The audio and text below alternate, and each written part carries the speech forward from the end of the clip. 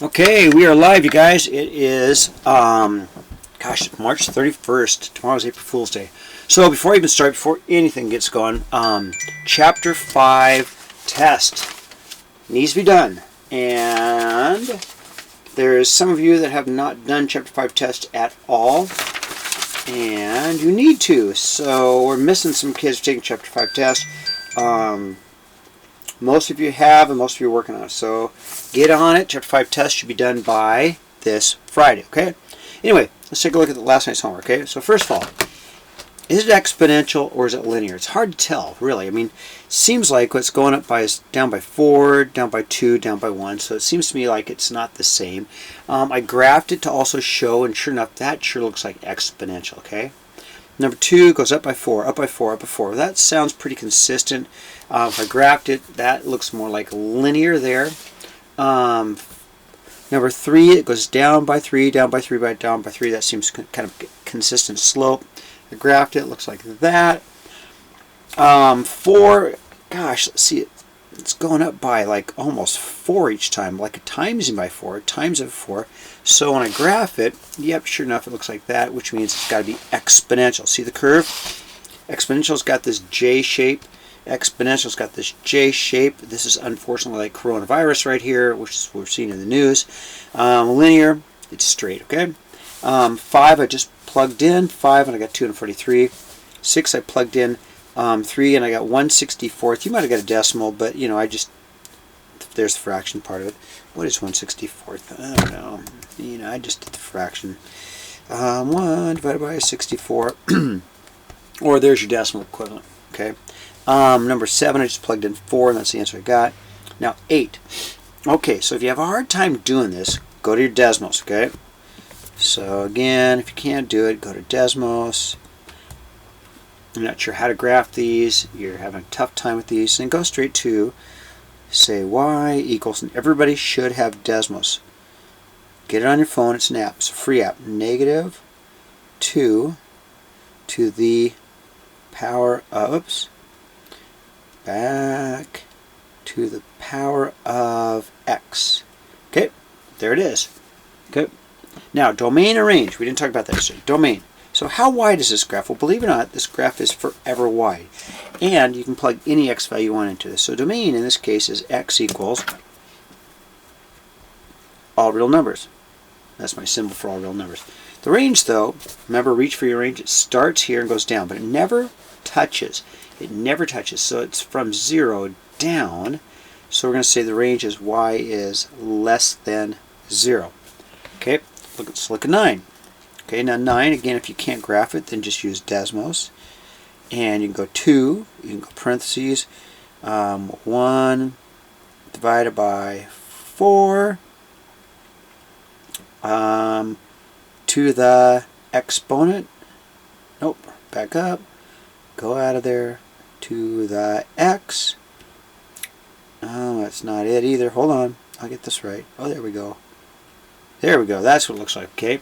And again, I just used Desmos, and it looks like this. Domain, it goes forever, okay? Forever wide. It never touches this line, though, so domain is x equals all real numbers.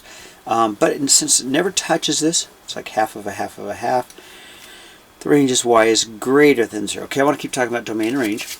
Okay, turn the page, and if I look at the number 10, this whole graph's been brought down to, but again, if you're not sure how to do it, just use Desmos. We can go, not sure how to do it, you can go y equals, Desmos is great, equals a 4 to the power of x, and then I'm going to subtract 2. Again, it looks like that. Okay, domain range. Now, so what happens is that it's dropped down 2, but it never touches this. Domain, though, it's forever wide. Forever wide, x equals all real numbers. But the range is y is greater than -2. Not equal to, never touches it, okay? Same thing on 11. If you want to go ahead and use Desmos, you could go ahead and look at this graph here. Y equals equal to 4. Then we'll go parentheses. We'll go, whoop, wrong parentheses. 4 parentheses. We'll go 1/2 parentheses. Nope. That's not what I want. Yep. Desmos is great. Just have to type in the right things. To the power of x plus 1. X plus, let's see if it'll do it the way I want it to. Nope. Okay, so I guess I gotta hit that again. X plus, nope. Let's see if I can get it to go up there again. Yeah, there you go. Plus, so it might not work. Hold on. Hold on. I'll talk to him later. That's my brother calling. Anyway, I got to be here. Desmos, I can get on my calculator. Hold on, I hate to be wasting everybody's time, but clear. Desmos, boy, I tell you, that didn't work too well. Maybe you guys are smarter than I am, which you usually are. I'm going to go 4 times 0.25 to the power of, and I can do an x plus 1, x plus 1 like that, and I can graph that. There it is. Okay, domain, all real numbers, forever wide. And range is y is, starts at 0 and goes up, but never touches y is greater than 0. Now the reason it never touches is because you take half of a half, half of a half of a half. You'll never reach 0, okay? 12, what I notice on 12 is that I'm multiplying by 3 each time. But I'm multiplying by 6 each time, but I'm starting at a value of 3. So I start at 3, and so then I multiply by 6 each time, so my equation is y equals 3 times 6 to the x. We're going to talk about this more tomorrow. This one's particularly hard, but what's going on is that you are definitely starting right here at -1/2. That's your starting point. Okay, that's my -0.5 there. And then what I'm doing is from here to here, I'm taking 1/4 of it, so it's 1/4 the x. Again, that's kind of a hard one. 14, again, if you use Desmos, you get this one. I'll show it. And so if I go, my y equals my 2 to the power of x, and there it is.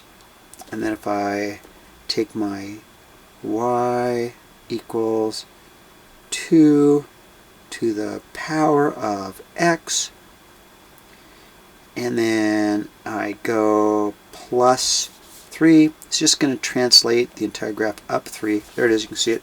Okay, it's just so it's just up 3. It's a translation up 3. Okay, anyway, that's the homework. Hopefully that clarifies some things. Okay, so now let's look at today's lesson. Okay. All right, so today's lesson. Hopefully you guys have your graph paper and ready to go. Okay, the first thing I'll do is give you some good notes. All right. Oh yeah. I'm looking for the right notebook. Here's the Algebra Notebook. All right, so let's start off. There's a couple of things I want to show you. Here we go. So, first of all, these are exponential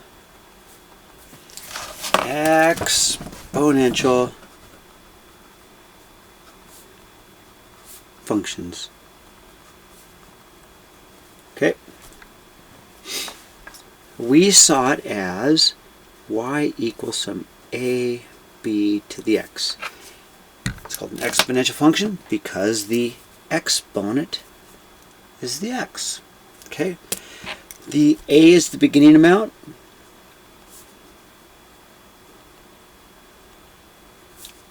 b is the rate, and x is sometimes sometimes it might be time. In a story problem, x is time, or it's the variable. Okay, let me show you an example.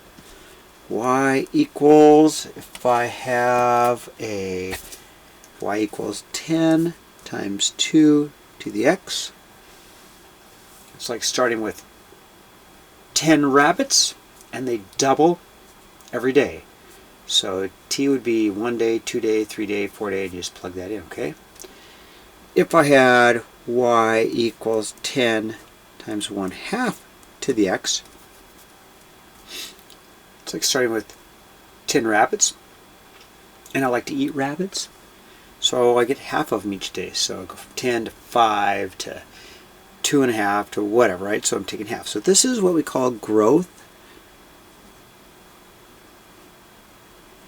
because b is bigger than 1. Growth, b is bigger than 1. And this one is what we call decay or depreciation because b is less than 1. Okay? Take half of it, half of it, half of it. It's going to get smaller. You're going to double it, double it, double it. It's going to grow. Now, we can also do this with a percentage of growth. Okay? So if I have a percentage of growth or decay, we're going to rewrite the equation as a y equals a times 1 plus r to the t, and r is your interest rate or your growth rate, or we could have a y equals a times 1 minus r to the t. R is your interest rate. So this is growth because it's plus r.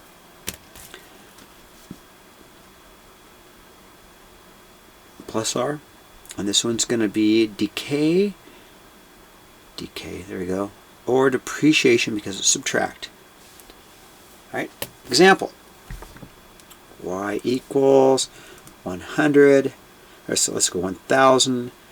1 plus 0.04 to the t. Okay, this is growth. It's like a 4% growth. This is like a 4% growth. Start with $1,000. I'm going to grow exponentially at 4%. 0.04 is 4%, okay?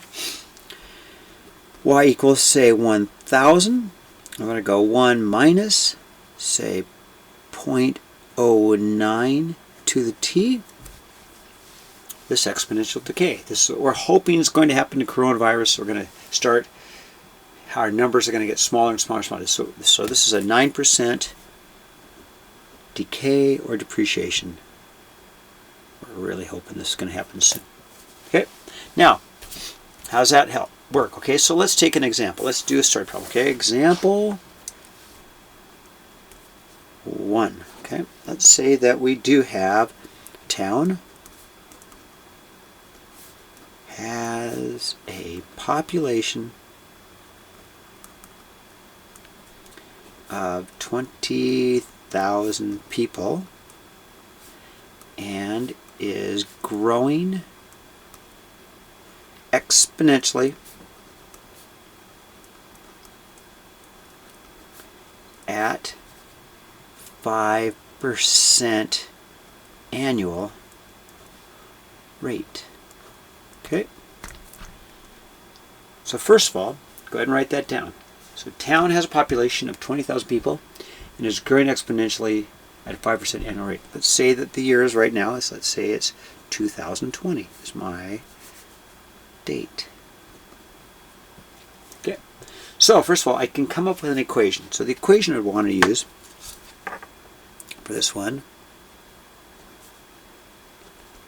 would be, let's see, y equals, and my beginning amount is 20,000 times, now it's percentage, right? So I want to use this equation here, and it is growth, so I want to use this equation here. 1 plus, now 0.5%, take the decimal, move it 1, 2 is 0.05, because I change a percentage into a decimal by moving the decimal over 1, 2 places, to the t power. Okay, there's my equation. Okay, I'm going to go ahead and highlight that. There we go. There's my equation. Now let's use my equation. So what will be the population in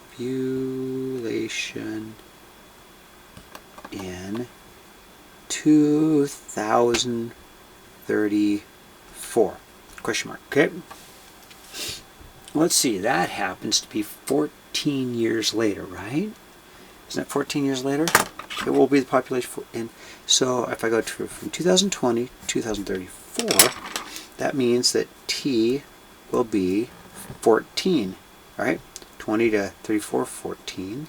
So what I'm going to do is I'm going to use my equation.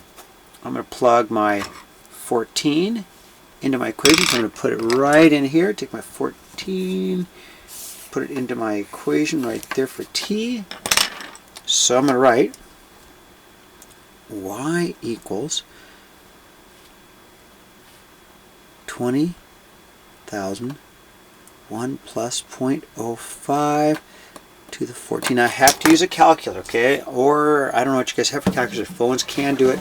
It's kind of hard to do on your phone, but it can be done. Okay, so if I use my calculator, it's going to be so much easier. I know having a calculator would be a great idea. 20, but you can download these on your phone. You really can. Parentheses, you can download these on your phone for free. To the power of 14. And there it is. I get an answer of about 39,598 people. So there's my answer. That's people. So my answer is going to be 39,598 people. Okay. So it's a pretty easy equation to use. You just have to have a calculator. So I put in my calculator 20,000 parentheses 1 plus 0.05 to the power of. You got to get to the power of. You got to make sure you use your exponent to the 14. Good. All right. Now, to the page. Now this can also be done in a banking problem. Okay. So, example. Let's say you happen to. Your great Uncle Fred leaves you, say, let's say Fred leaves you $7,000. So you get $7,000. You're like, woohoo, I got $7,000. Except for mom and dad say, no, you have to invest it. For college, you can't spend it. So then you find a bank, and you're going to invest the $7,000 at 3% interest for 4 years. So that when you go to college, you got it. So the question is, how much will be in your account? What will be the total? So total amount after 4 years. Okay, so we're going to use our formula. We're going to go ahead and take our, it is growth, 3%, it is growth, so we're going to use our formula. Y equals our A times 1 plus R to the t power. Okay, it is a growth problem. My beginning amount is 7,000. That's going to go right there. My interest is 3%, but I need to change that to a decimal. So 3%, same thing as 0.03. Okay. So I'm going to rewrite my equations. Y equals 7,000. 1 plus 0.03 to the 4th power, because I'm going to go for 4 years. And again, I'm going to use my calculator. And you can download these. If there's this app, this actual calculator can be found as an app on your phone. So I go 7,000. You can also get this on the computer. 1 plus 0.03 to the power of 4. And so you get about, well, not bad. You made $878 in 4 years. So that's your total number. Is you are going to have $7,878.56. Okay, not too bad. So, again, I want to reemphasize to everyone that I need Chapter 5 tests done, and today's homework's pretty easy. It's not a whole lot. We're going to go to it right now.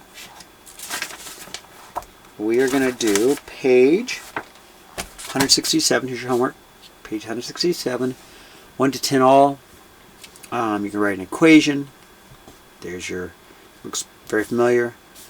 2025 is 10 years later, okay? Determine whether it's exponential decay or neither. One way is just to do a real quick graph. 6, determine whether the function represents exponential growth. Well, if b is less than 1, it's decay. If b is greater than 1, it's growth, okay? Less than 1, okay, there you go. And 9 and 10 are just a banking problem. So, there you go. Have a good day. Get that Chapter 5 test done for me soon. Okay,